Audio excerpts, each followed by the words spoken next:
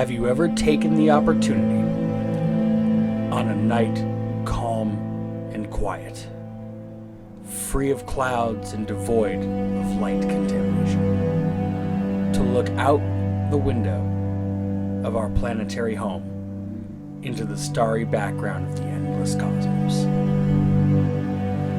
Each individual star, light years away from our cozy corner of the Milky Way, glints and flickers through the night as if to be waving hello, a stellar greeting worthy of a smile. Those stars, like ours, we may someday find to be true, possess worlds of their own so similar to ours, and possibly the mystery of life too. So tonight, if you're able, go take the chance to peer out our earthly window and to see the stars dance. For there's billions and billions, too many to scope. For my moment among the stars filled my heart with hope. Ignition sequence start.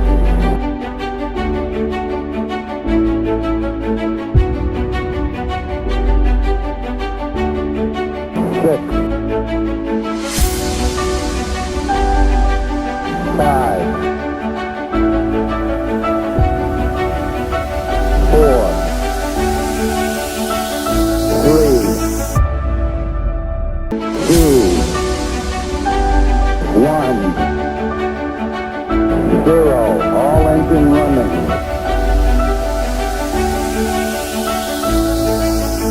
Liftoff. We have a liftoff. What is going on, everybody? Welcome back to Introverse Uncharted, the show that aims to remove the gravity from your world and take you on a journey through the stars. My name is John, and I am going to be your guide through those stars today. And that's exactly what we are here to talk about, is the stars.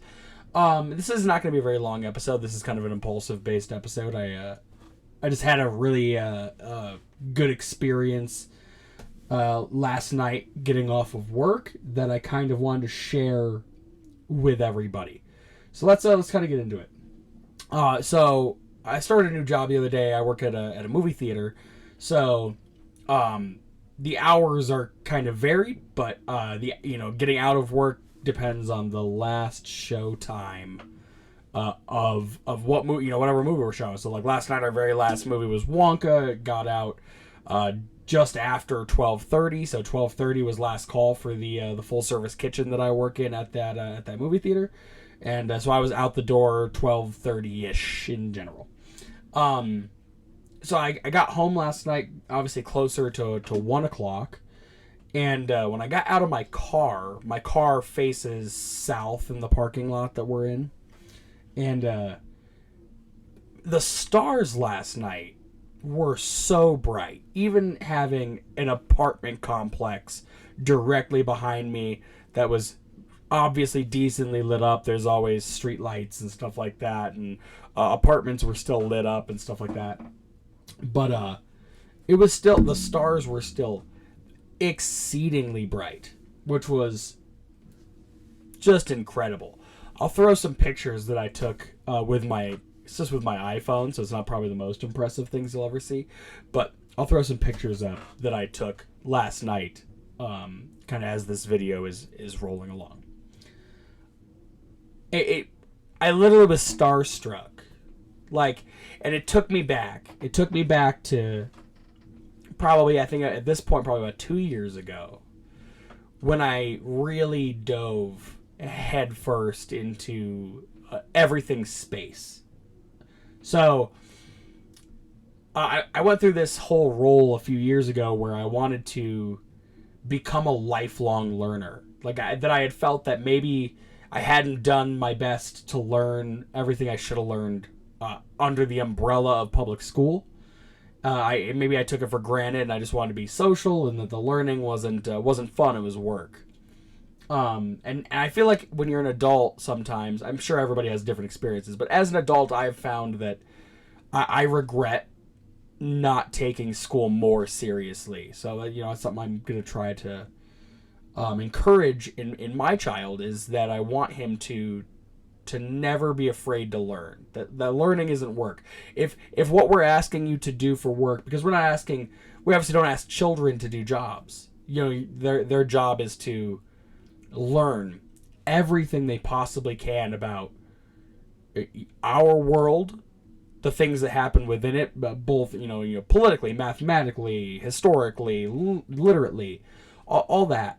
But also, when you get into the scientific front, we ask for them to learn things on a micro level, on a biological level, on a chemistry based level, on a physical level. And again, I think that those things a lot of times, kids in the moment don't ever, they see it as work and not as an experience, and it's something that should be changed, or should be worked on to be changed, so that kids still get excited to learn.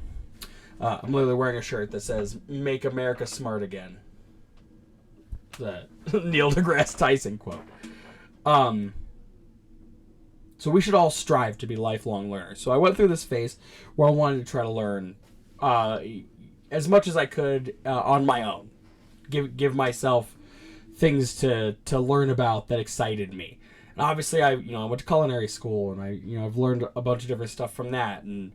But the thing that got me the most excited on a personal level, not on a professional level, because I'm obviously not an astronomer, was space in general.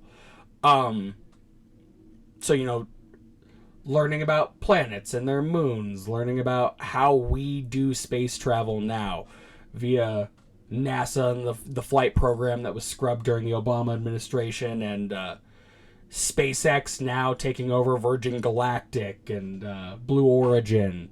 A lot of these really cool companies that are coming up through the grapevines and becoming massive enterprises within the world of space travel. I obviously, if you keep up with this channel at all, avidly keep up with everything that SpaceX does. While I don't condone everything that Elon chooses to say for some reason, it's undeniable to me that he's one of the greatest minds of developing these things that has ever been. Between cars and now space, he's got something that a lot of people don't. So, again, while I don't believe in some of the political nonsense he says, I do believe in his mission to get us, to Mars, to the moon, and beyond. All of that, to get us out into the cosmos. Back to the story. The stars were just so bright. It literally just blew my mind. I had to stop, and I was literally just leaning on my car. It's cold. It's 1 o'clock in the morning. I'm tired, but I just couldn't peel myself away from the cosmic tapestry that I was looking at. It was incredible. There was just so much to it. So many stars. I live just outside of Denver, so light pollution just murders the stars most of the night. A lot of times. But this night it just seemed oddly clear, and the stars were very, very, very vibrant. Last night, I'm pretty sure, was the Glenoid meteor shower. Denver was covered in clouds. But what I started to notice as I kept staring off into the stars was shooting star after shooting star after shooting star. Probably the tail end of the meteor shower, because while I don't know everything about space, I would assume that meteor showers aren't just a very quick thing. They probably are us passing through fields of debris and such, and causing these shooting stars. There were so many of them. I think I lost count around 14. It's the most I've ever seen in a single sitting of watching the stars. It was incredible. It was so cool to see. I started to notice one of the pictures I'll put up right now or whatever. There was a little spot that seemed exceedingly fuzzy compared to just being a star. I have a star tracker app where you can like scan the sky with your phone or whatever, and it shows you what is in that area in that given time. And it turns out that the fuzzy thing was the Andromeda Galaxy, which is super cool. I do know that the Andromeda Galaxy is visible to the naked eye, and that generally when people do talk about seeing it, and historically, when the first stargazers were keeping track of what they were seeing in the sky, notably the adjective they use is fuzzy for galaxies, because galaxies are obviously like us. They're clusters of millions and millions of stars circling and all that, and we're nearing Andromeda, and in millions of years we will intercept Andromeda and become one massive fireworks show of stars, which will be incredible, and none of us will be here to witness it. But for me, there was just this moment of solace, of just feeling absolutely at peace with what I was seeing. I say this stuff mostly to tell you guys that it's cool to have something that, and I'm sure you guys all have something that makes you get that feeling, that like peaceful, like, wow, what a beautiful thing. Like, I get that way in the Rocky Mountains here in Colorado a lot, where I'll be overlooking a waterfall that maybe I shared time with my mom at, and just, this is it. This is great. Like, that's how I felt last night with the stars. Work wasn't too crazy, but it was still late, and I was still tired, and still in that moment, I found myself stuck. I didn't really want to come inside, and I just wanted to keep looking. And had it not been cold, I probably could have stayed out there all night. It was an amazing, amazing experience. Jupiter has been really, really bright these last, probably this last month or so. Uranus and Neptune are visible at this point as well.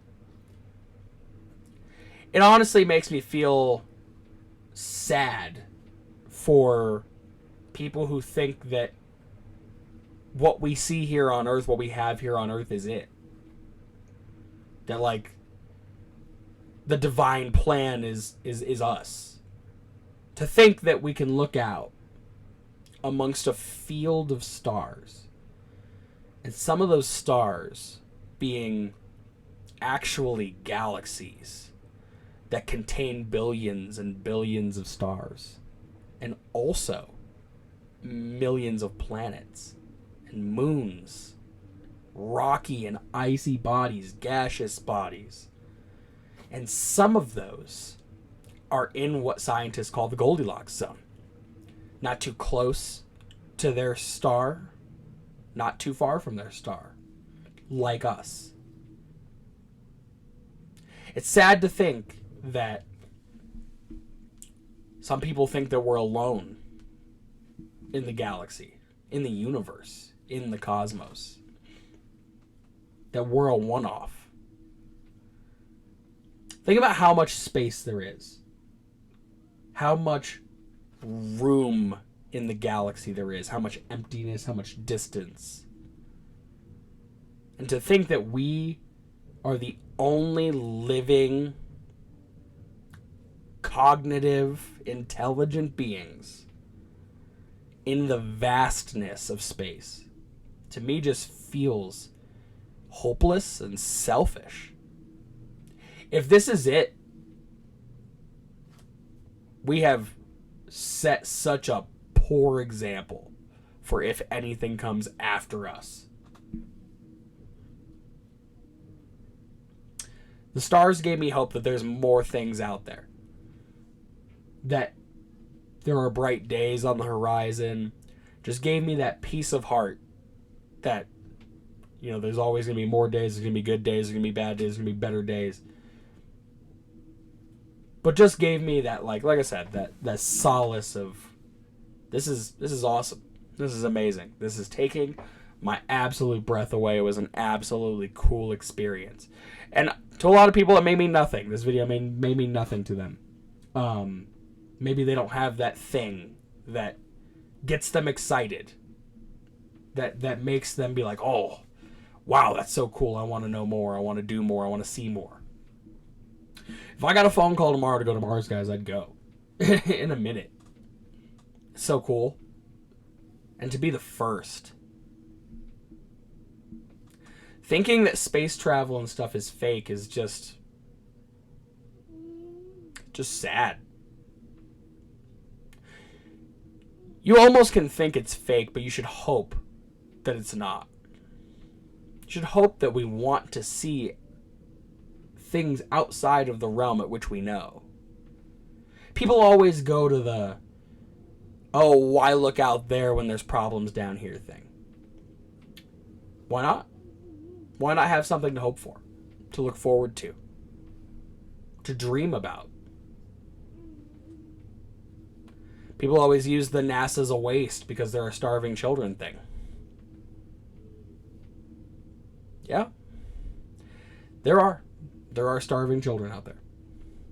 Most of the starving children that anybody have ever seen or know about are starving because of government oppression. Not because of misdelegation of funds. NASA generally receives 0.48% of the federal budget. Not even a full percent, not even half of a full percent of the budget is delegated to looking at the stars. The stars, the planets, asteroids, comets, meteors, things that could hurt us. Like they did the dinosaurs and such.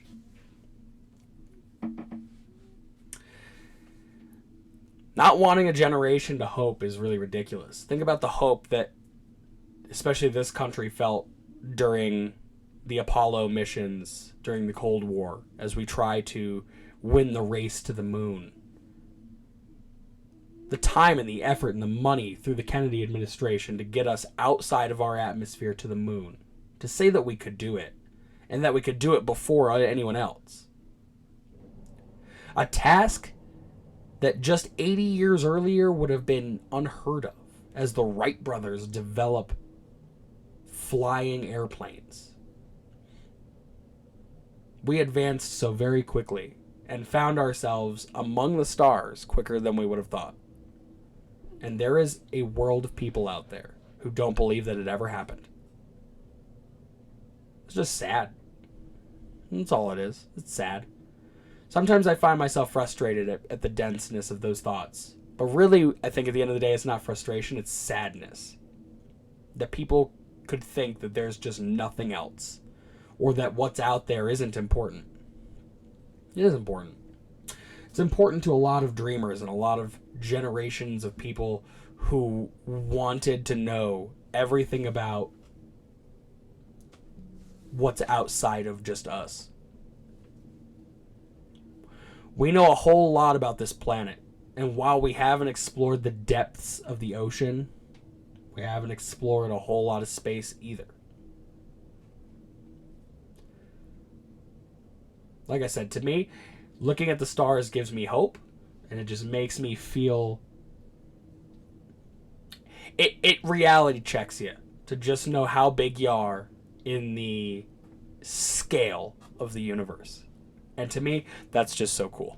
So, thank you guys so much for tuning in today. This was literally just an impulsive episode where I just wanted to chat a little bit about me looking out at the stars last night and getting just a really warm feeling about where we are in the universe and where I am in the universe. And it gives me hope for myself. When I look out there, I always feel a little bit better, and the mental health clears up a little bit. And it also gives me hope for my son's generation and my son in general, so that maybe one day if he ever dreams of traveling amongst the stars when space tourism and stuff like that is a much bigger game via things like Virgin Galactic, that he can absolutely explore those worlds and get outside of our atmosphere and dream of the cosmos like so many have before him, all the way back to the developing human species to begin with. Thank you guys so very much for tuning in. This has been John with Introverse Uncharted. And remember to do more than simply exist and come with me into the cosmos. Thanks, guys. See you later.